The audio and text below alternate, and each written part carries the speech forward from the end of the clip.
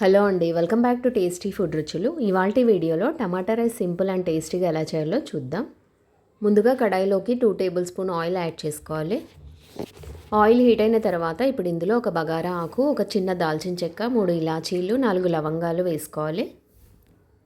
Next ఇందులో 1/2 tea spoon జీలకర్ర వేసుకోవాలి. తర్వాత 2 మీడియం సైజ్ ఆనియన్ని ఇలా సన్నగా కట్ చేసుకొని ఇందులో వేసుకోవాలి. నెక్స్ట్ ఇందులో కొద్దిగా కరివేపాకు, అలాగే ఒక 3 పొడుగా కట్ చేసిన పచ్చిమిర్చి వేసుకొని ఫ్రై చేసుకోవాలి. ఆనియన్, పచ్చిమిర్చి ఇలా బాగా ఫ్రై చేసుకున్న తర్వాత ఇప్పుడు ఇందులో 1/2 టీ స్పూన్ పసుపు, అలాగే టేస్ట్కి సరిపోయేంత సాల్ట్ వేసుకొని మిక్స్ చేసుకోవాలి. ఇలా అంతా బాగా కలుపుకున్న తర్వాత ఇప్పుడు ఒక 3 మీడియం సైజ్ టమాటాలు తీసుకొని ఇలా సన్నగా కట్ చేసుకొని ఇందులో వేసుకొని ఫ్రై చేసుకోవాలి.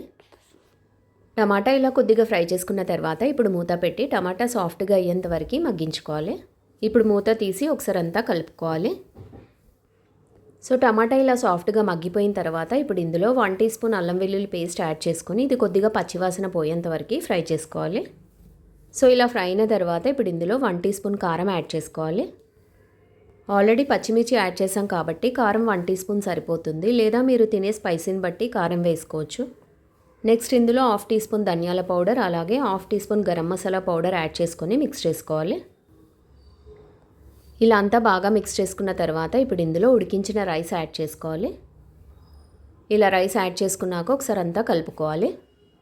స్టవ్ హై ఫ్లేమ్లో పెట్టుకొని ఒక 2 మినిట్స్ ఫ్రై చేసుకోవాలి.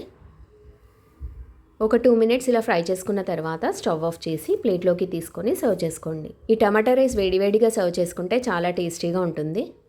సో ఇదండి టమాటా రైస్ తయారు చేసే విధానం. ఒకసారి మీరు కూడా ట్రై చేసి చూడండి. ఈ వీడియో మీకు నచ్చినట్లయితే లైక్ చేయండి, షేర్ చేయండి అండ్ సబ్స్క్రైబ్ చేసుకోండి. Thank you.